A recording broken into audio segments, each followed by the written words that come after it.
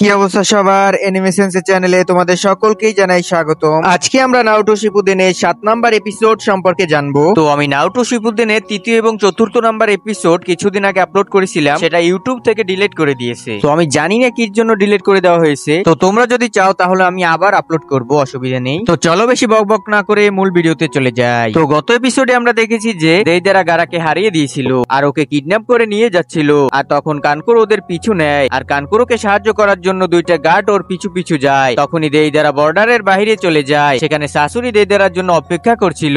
আর তখন শাশুড়ি বলে, আমি অপেক্ষা করা একদমই পছন্দ করি না, আমি তোমাকে আগেই বলে দিয়েছিলাম। যেটা শুনে দেইদারা বলে, এই ছেলেটা খুবই শক্তিশালী। তখন শাশুড়ি বলে, এটা তো আমি আগেই বলে দিয়েছিলাম। তখন দেইদারা পাখির উপর থেকে নিচে নেমে আসে আর ওরা দুজনে হাঁটতে হাঁটতে সামনের দিকে এগোতে থাকে। আর তখনই কানকুরো আর বাকি সকল গার্ডরা ভিলেজের বর্ডারের একেবারে শেষ দিকে এসে পড়ে, যেখানে ওরা সবাই দেখতে পায় যে বেশ কিছু গার্ডের লাশ পড়ে আছে। তখনই কানকুরো একটা গার্ডকে চেক করে আর বলতে থাকে যে ওরা সবাই হয়তো শত্রুদের সাথে লড়াই করে মারা গেছে। তখন কানকুরো বলতে থাকে, আমাদের জলদি এখান থেকে সামনের দিকে এগিয়ে যেতে হবে, ওরা হয়তো এখনো বেশি দূর পর্যন্ত যেতে পারেনি। ওরা যখন সেখান থেকে চলেই যাচ্ছিল তখন ওই সকল মৃত গার্ডদের মধ্যে একজন গার্ড তখনও পর্যন্ত জীবিত ছিল, আর ওকে দেখে একটা গার্ড ওর সাহায্য করতে যায়। তখন কানকুরো বলতে থাকে, সাবধানে, আমাদের জন্য এটা একটা ফাঁদও হতে পারে। আর তখনই আমরা দেখতে পাই গার্ডের বুকের ভেতর একটা পেপার বোমা লাগানো হয়েছে, আর সেই বোমাটার সাথে সাথেই সেখানে বিস্ফোরণ হয়। তারপর আমরা দেখতে পাই শাশুড়ি আর দেইদারাকে। দেইদারা তখন বলছিল, মনে হয় আমাদের ফাঁদে কেউ ফেসে গেছে। অন্যদিকে সিন চেঞ্জ হলে আমরা দেখতে পাই নারুটোকে, যে কিনা নিজের বাসায় যায়, মানে আগে যেখানে সে থাকতো সেখানে যায়। আর সেখানে সে দেখতে পায় যে পুরো ঘরে অনেক ধুল পড়ে রয়েছে, কারণ সেই ঘর অনেকদিন ধরে বন্ধ পড়েছিল। তারপর নারুটো ওদের পুরনো ছবিগুলো দেখছিল, যেখানে সাসকে, সাকুরা আর কাকাশি ছিল। আর তখন নারুটো বলতে থাকে, সাসকে, আমি তোমাকে খুব তাড়াতাড়ি খুঁজে নিব।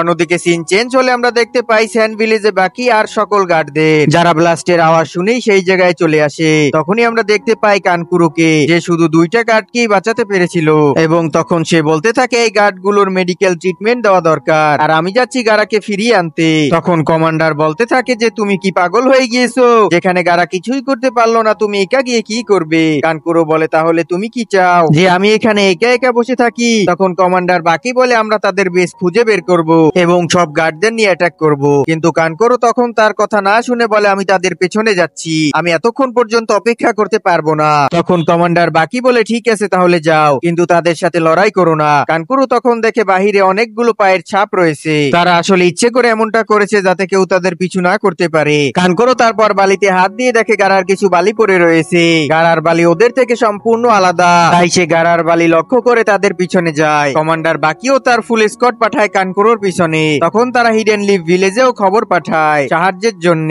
তখন কমান্ডার বাকি ভাবতে থাকে তার মনে হচ্ছে খারাপ কিছু হতে যাচ্ছে। তারপর স্যান্ড ভিলেজ থেকে একটা পাখি পাঠানো হয় হিডেন লিভ ভিলেজে। ভিলেজের জনগণ যারা গারাকে পছন্দ করতো না, তারাও আজকে গারার জন্য চিন্তা করছে, কারণ গারা তাদের জীবন রক্ষা করেছে।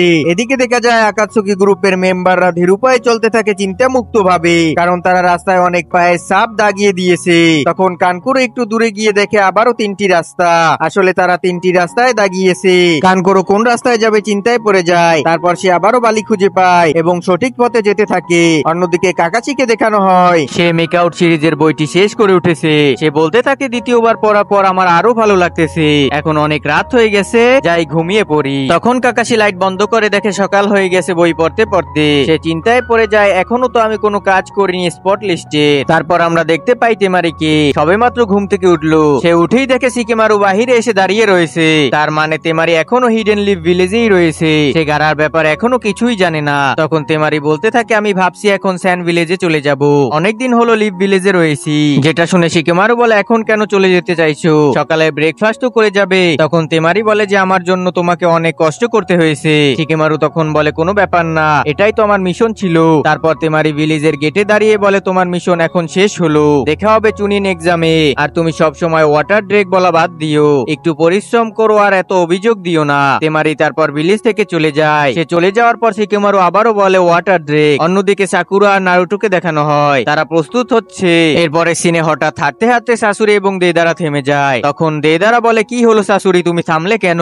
তখন শাশুড়ি বলে, আমি ভাবতেও পারিনি যে কেউ আমাদের পিছু করতে পারবে। তখন কানকুরো পিছন থেকে তাদের বলে, এখনই থেমে যাও, আর অবশেষে তোমাদের খুঁজে পেলাম, তো তোমরা গারাকে ছেড়ে দাও। যেটা শুনে শাশুড়ি বলে, দেইদারা তুমি গারাকে নিয়ে যাও, আমি তাকে দেখছি। তখন কানকুরো বলে, এই লম্বা আকাতসুকি মেম্বারটা বোমা বিস্ফোরণ করার মাস্টার, সে পাখি নিয়ে উড়ে উড়ে ভিলেজের বাইরে বেরিয়েছে। তার মানে এই খাটো আকাতসুকি মেম্বারটাই সেই ট্র্যাপ গুলো সাজিয়েছে। তারপর কানকোরো লড়াইয়ের জন্য প্রস্তুত হয়ে যায়। সে তার পেছন থেকে স্কুল গুরু বের করে আর বলতে থাকে প্রস্তুত হয়ে যাও তুমি পাপেট শো দেখার জন্য। কানকোরো 3টি পাপেট বের করে আর বলে শাশুড়িকে দ্বিতীয়বারের মতো আমি তোমাকে বলছি গারাকে ফিরিয়ে দাও। তারপর আবারও আমরা আরেকটা সিনে চলে যাই, যেখানে দেখা যায় নারুটো আর সাকুরা আবার অপেক্ষা করতে থাকে কাকাশির জন্য। তখন কাকাশি আবারও লেট করে আসে, এতে দুজন অনেক রেগে যায়। তখন নারুটো বলে আজকে আমাদের টিমের প্রথম দিন, আপনি একটু এক্সাইটেড না, আর আপনি এখনো পরিবর্তন হননি। যেটা শুনে সাকুরা বলে নারুটো বাদ দাও, তুমি জানো কাকাশি সেন্সে এমনই, যে কোনো কিছুর কেয়ারই করে না। তখন কাকাশি ভাবতে থাকে আমার রেসপেক্ট দিন দিন কমে যাচ্ছে ওদের দুজনের কাছে। হঠাৎ করে কাকাশি দেখে পাখি আকাশে উড়ে যাচ্ছে, সে বুঝে ফেলে যে হিডেন স্যান্ড ভিলেজ থেকে কোনো খবর এসেছে। তারপর আমরা আবারও কানকুরো আর শাশুড়ির ব্যাটেলে চলে যাই। তখন শাশুড়ি বলে তাহলে তুমি পাপেট মাস্টার জুৎসু ব্যবহার করো। তখন দেইদারা বলে তাহলে তোমরা মজা করো আর আমি এখান থেকে চলে যাচ্ছি। আর এই বলে গারাকে নিয়ে সেখান থেকে চলে যেতে থাকে। কানকুরো তখন বলে থামো, এই বলে সে তার পাপেট দিয়ে অ্যাটাক করতে যায়, যেটা শুনে দেইদারা চমকে যায়। আর তখনই শাশুড়ি তার লেজ দিয়ে কানকুরোর পাপেট গুলোকে চেপে ধরে আর ভেঙে ফেলে। কানকুরো অবাক হয়ে যায় যে কিভাবে করলো সে এটি। তখন শাশুড়ি বলে আমি নিজেও অপেক্ষা করতে আর অন্যদের অপেক্ষা করাতে পছন্দ করি না, আমি তোমাকে অল্পতেই শেষ করে ফেলবো। আর এরই সাথে এই এপিসোডের সমাপ্তি হয়ে যায়। তো গাইস, কেমন লাগলো আজকের এই এপিসোডটি? দেখা হবে পরবর্তী কোন এপিসোডে। ততক্ষণ সবাই সুস্থ থেকো, ভালো থেকো, টেক কেয়ার, আল্লাহ হাফেজ।